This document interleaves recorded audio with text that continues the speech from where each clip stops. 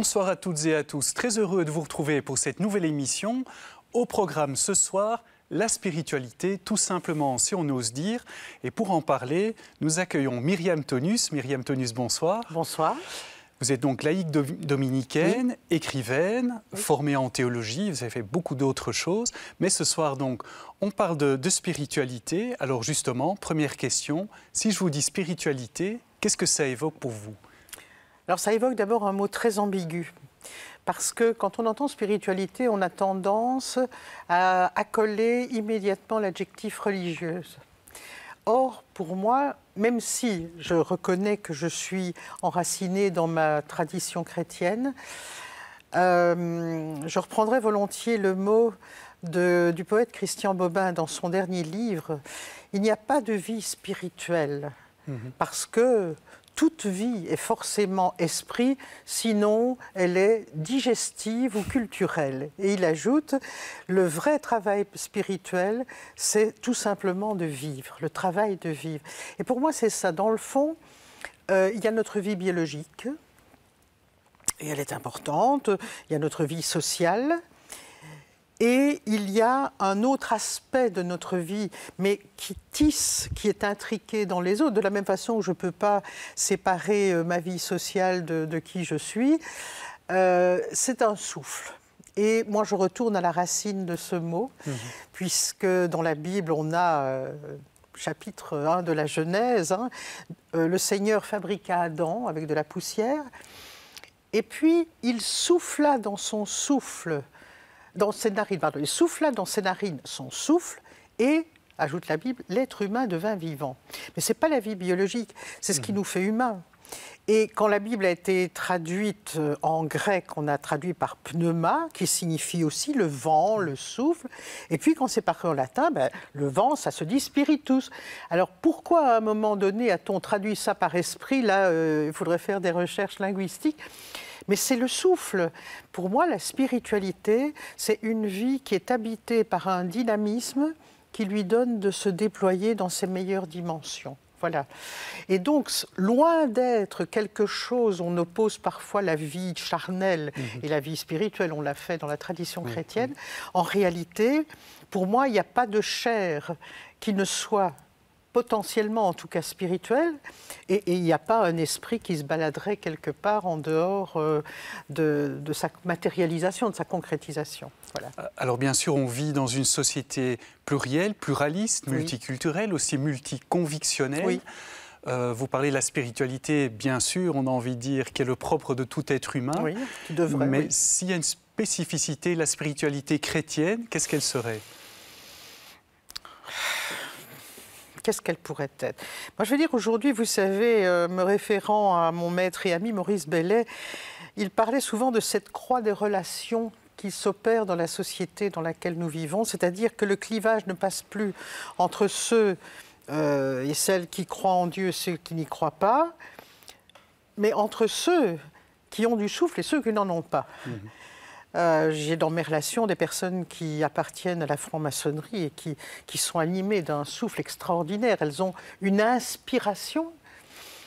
Et je connais malheureusement aussi des personnes qui partagent ma foi, mais dont je me demande parfois si elles ne souffrent pas d'asthme spirituel. Enfin voilà.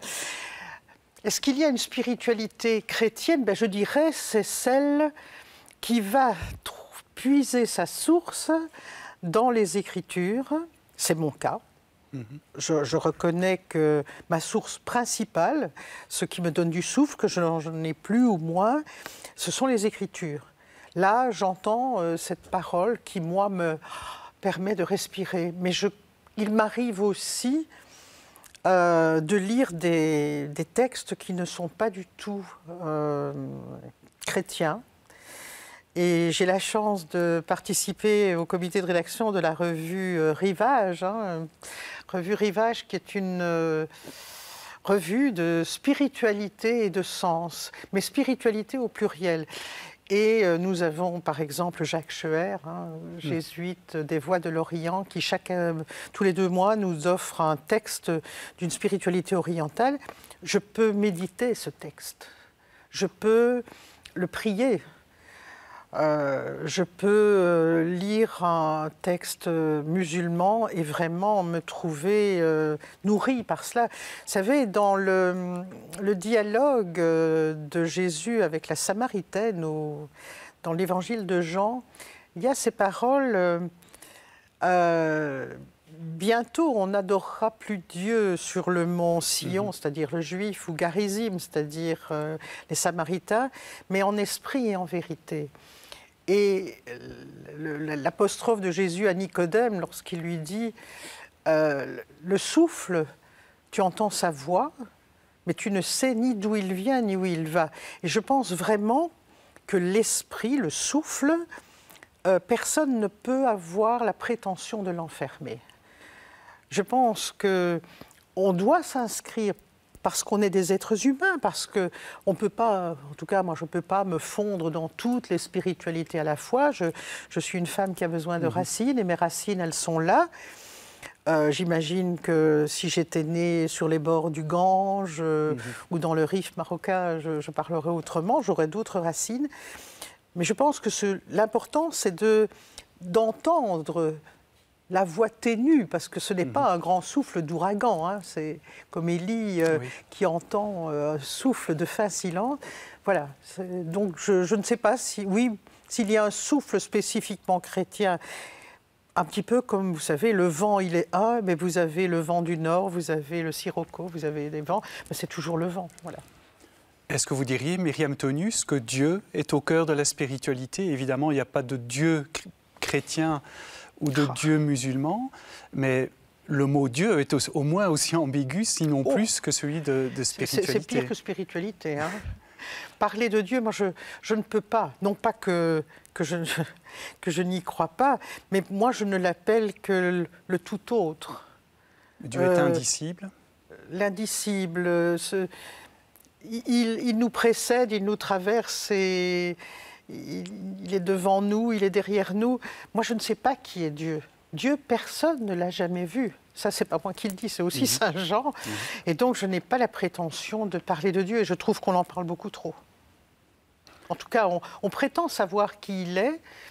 Et Dieu, personne ne l'a jamais vu. Et tout l'Évangile nous dit que si on veut marcher vers ce qu'on appelle Dieu, saint Thomas d'Aquin disait en latin « Quod dicimus Deus esse » ce que nous disons être Dieu. Mais quelle formule, hein C'est ce que nous disons être Dieu. Nous savons une chose, en tout cas nous chrétiens, nous disons que Jésus-Christ est son visage, qu'en regardant le Fils, on a vu le Père. Et puis on marche. Et c'est vrai que marcher à la suite de Jésus, méditer ses paroles, les recevoir, s'en nourrir, c'est cheminer vers ce qu'on appelle Dieu. Mais moi, je n'oserais vraiment pas en dire plus. Alors on peut difficilement, en tout cas, parler de Dieu. On peut peut-être pas en parler du tout, mais on peut faire une expérience de Dieu. Oui.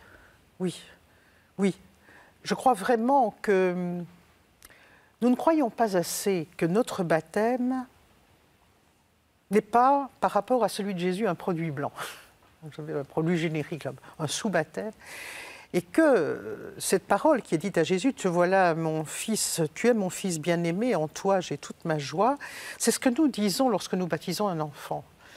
J'ai vraiment une conviction très profonde, si je suis fille de Dieu, si vous êtes fils de Dieu, que nous avons une espèce d'ADN divine.